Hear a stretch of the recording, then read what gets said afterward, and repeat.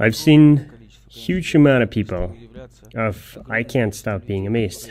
Huge amount of people how they were 3 years ago, and those that study Kabbalah. People change so drastically, and not that they become like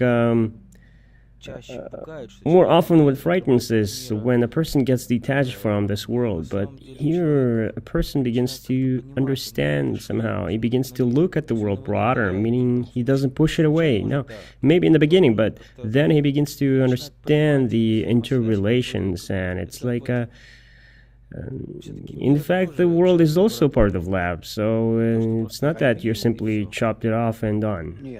No, why? We're not distancing from this world. In contrary, we're going to the world. We come closer to it. That's the paradox. We want to rise upward, and we get closer to the bottom, to the one standing beneath us, to simple people.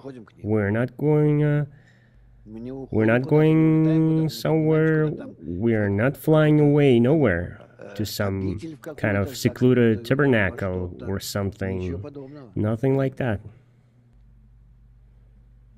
In country. Yeah, come on, go on.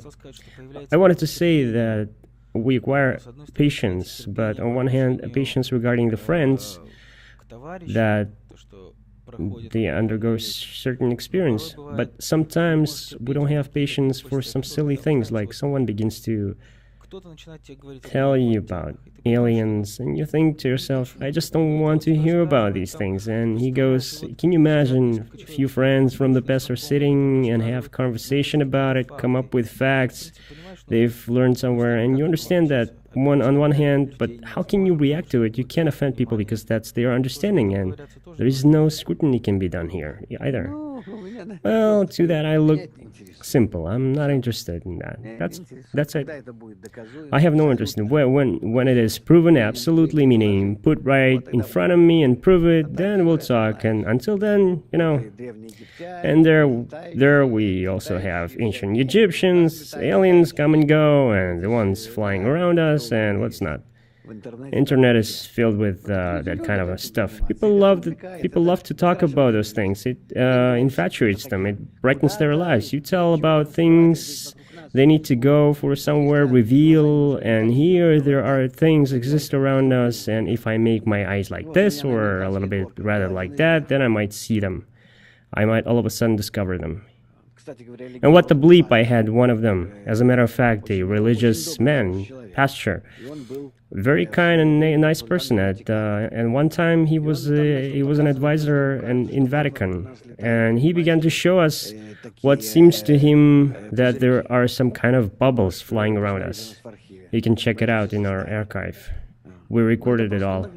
It's simply something on the film, and to him it seems like they're flying around us.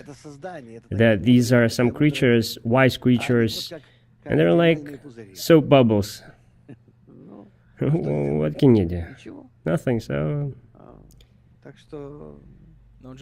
But it was as if he showed you the facts, which proves it. Yes, to him those are facts, but to the rest, he simply smiled kindly, and that was it. There are people that infatuated by that very much. They simply sink into it. They live by it. It brightens their lives. As a matter of fact, it's a religious person, pastor, Vatican's advisor. In addition to that, he is a physicist. He is a physicist professionally. He is a professor. He worked as one. By then, he was retired already. Now, I don't know. It's been 6-7 years since then, since we've met. So, what can I tell you? Simply, there are people like that. I've met similar people in Russia, many PhDs and everything, and they also fall into it, come up with things and whatever you want. And if it's a theory of some sort, it's even worse, like a theory of strings, anything you want. And of course, the aliens here right next to us, of course. And Bigfoot. It can't get worse than that. People need all that, and the mass media supports it. They need to sell something, right? They need to entertain them somehow. But if these stage drops are removed and all of that garbage is revealed, what's left there? What's left in human's life? If overall we remove everything we run after throughout our lives, when we're given false goals, and then you will have to clean up the world. Clean it up. And only leave inanimate, animal, vegetative, and human parts of the nature. Give the human normal conditions for living, so he can support his life in his body, and the rest to be directed toward connection between people, so that inside of that connection, he would begin to sense the upper world, the true nature, true force. And he would enter the field where he would sense the higher world and would lose the sense of the lower ladles, inanimate, animal, vegetative. This world, this space would disappear for him because it only resides in our mind, the mind that hasn't matured yet. He would rise to the level of forces, the only thing that exists, and not what is being only drawn like on writing surface. Here is the wall that exists, here is the table that exists, and so on. He would reveal that all of that doesn't exist because it doesn't exist on the level of forces. These are all configurations of those forces relative to my animal organs of perception. And when I rise to the level of a different organs of perception, all of that doesn't exist there. It all disappears. Therefore, the word olam, the world, derives from the word elam, disappearing, or neilam. So, in general, that's what we need. Only concentrate on that.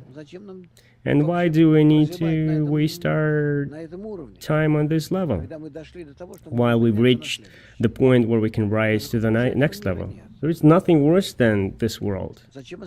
Why to be left here? And if you stay over time, you need to develop and ascending, then you begin to experience terrible things. The fetus becomes long overdue. It's like a child that stays inside of a womb over the due time. You see, it's very dangerous for us. Now we are going to be pressured by such forces to push us out, to give birth to us to the next level. That just hold on, we must cooperate ourselves.